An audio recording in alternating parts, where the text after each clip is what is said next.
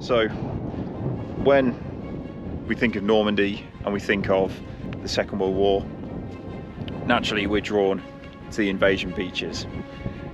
And this morning I'm here on Gold Beach in King Sector on the 6th of June at roughly the same time as the second and third waves were coming ashore. And this beach in particular holds a very special place in my heart because of my family story.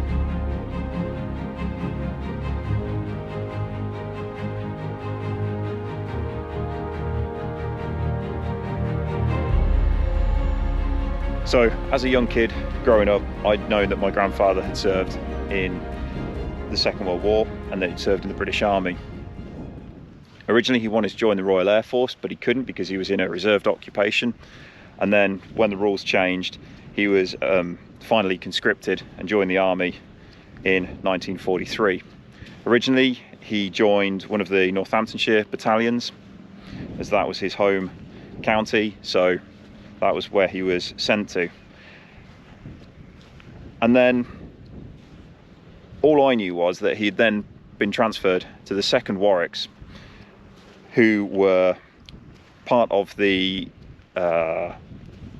infantry assault force on Sword Beach, part of number 185 Brigade. So for years the assumption was made that that was where he landed on D-Day, but it turned out that was not quite the case. After he passed away in 2003, and because, like many of that generation, he never really spoke about his wartime experiences, I decided to start really digging into it and wanting to understand exactly what his battalion's movements were during the war, so I could come back to Europe and then retrace his steps.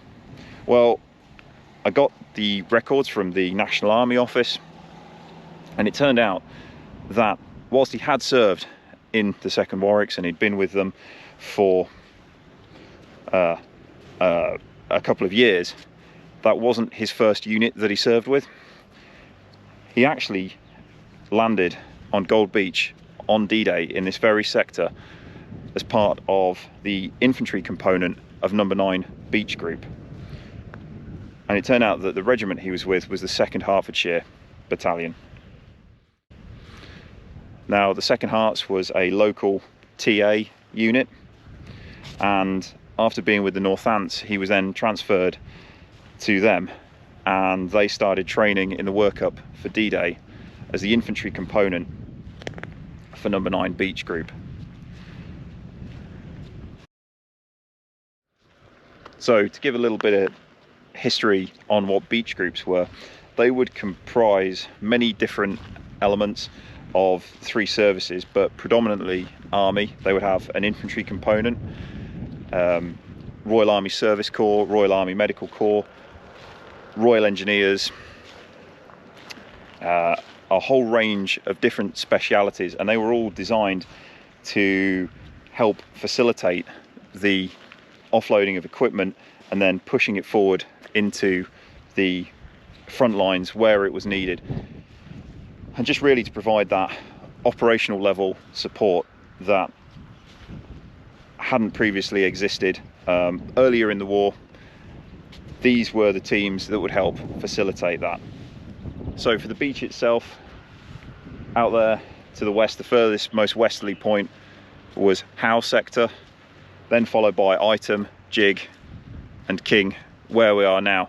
And each of those was further subdivided into red and green subsectors of those 4 sectors. And at around 6:15 AM on the morning of D-Day, that's when the first landing waves started to hit the beach.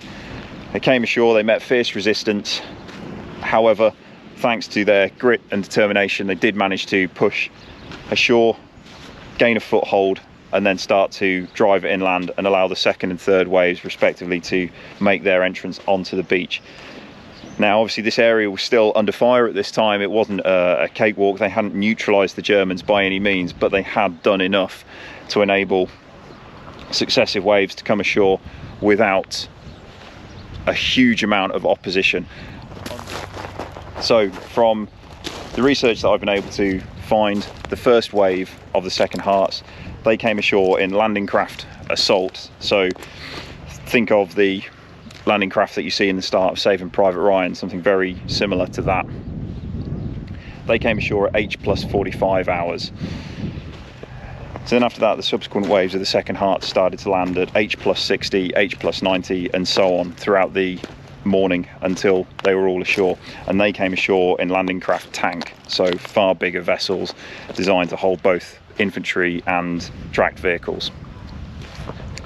Now, from this point, there was clearly a lot of confusion, a lot of traffic jams on the beach, as all the men and vehicles were trying to push inland, and the roads around here are extremely narrow. But where I want to take you next is to where the 2nd Herts fought their first offensive action on D-Day, and my grandfather happened to be a part of that. I have his own personal diary that he kept, which was against orders, I believe. But this, for me, is very much a personal pilgrimage, and to be able to be here on the 6th of June and to bring you along is a great experience.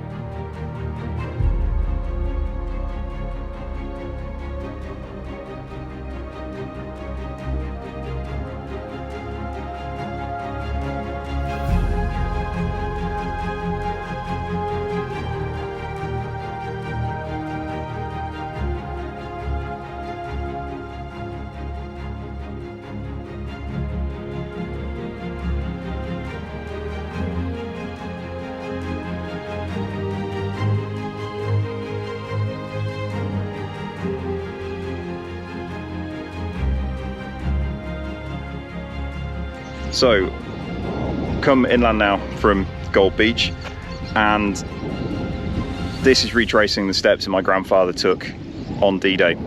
Now, behind my shoulder there was a German gun battery. It was a fixed location. However, it didn't have the concrete emplacements like the Widerstandsnest, the fortified areas that are more commonly associated with the coastline of Normandy and Hitler's fortress Europe. This was just a dug-in, fixed artillery position, and as such it was lobbing shells into the King Red sector and causing the guys there a lot of issues. So 2nd Herts, as an available infantry company that wasn't engaged in the push further inland, were tasked with taking that out.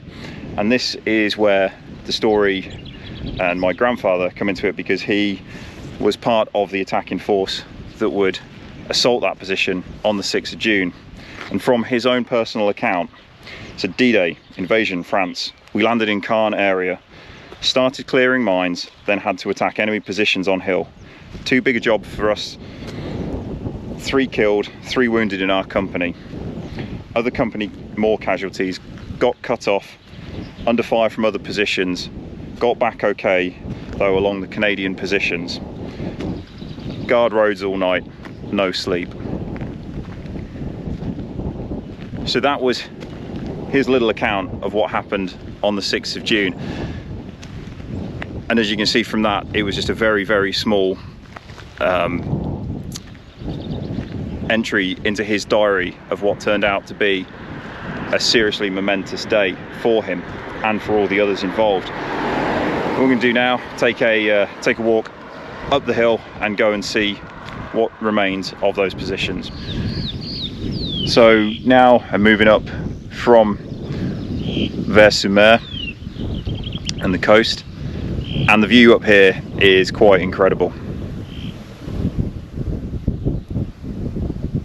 It's obvious why the Germans used this position here to site an artillery unit. So they've got great commanding views over to the east and then to the west as well. especially having time to pre-sight everything. Now, just for a point of reference, the attack on the 6th of June was launched from the tree line over there. Then again, on the 7th, a second attack was put in, and this time it was more successful. This time B Company had support from a 40mm Bofors gun, more commonly used in the anti-aircraft role, but in this case they used it in a direct fire role, and it put 100 rounds into the German positions. Then, toward the evening of the 7th of June, 6 Shermans came up, and between them fired a total of 12 75mm HE high explosive rounds into the positions. So after the fire support from the Shermans, B Company rushed the German positions, and as my grandfather's war diary recounts, they found 2 big anti-tank guns, a number of the other artillery pieces. They took prisoners, took them down to the prisoner of war compound located in and around the village, and then he guarded the crossroads again, and yet a second night of no sleep. So thanks for watching. I hope you've enjoyed this very personal account of my grandfather's war and his first couple of days during the invasion of Normandy. Please don't forget, as always, to like, comment and subscribe. If you've got any personal stories from your family members and they served in the forces during the Second World War, and if they were here on Gold Beach or wherever they served during the war, I'd love to hear from you. So please leave a comment below, let me know. It'd be great to hear from you. See you in the next one.